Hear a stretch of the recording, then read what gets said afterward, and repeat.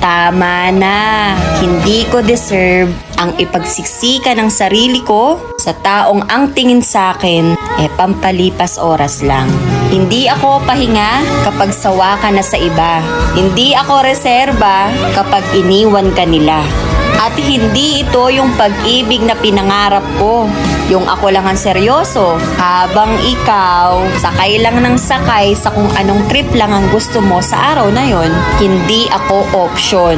Hindi ako standby. Minsan kailangan mong tanggapin na kahit gaano mo siya kamahal, kung hindi naman ikaw ang mahal niya, bitiwan mo na. Kasi habang pinipilit mo na manatili sa lugar na hindi ka naman pinahahalagahan, unti-unti mong kinakalimutan ang halaga mo. Piliin mong umalis, hindi dahil hindi ka sapat, dahil alam mo na may mas karapat dapat sa pag-ibig mong totoo, buo, at ikaw lang.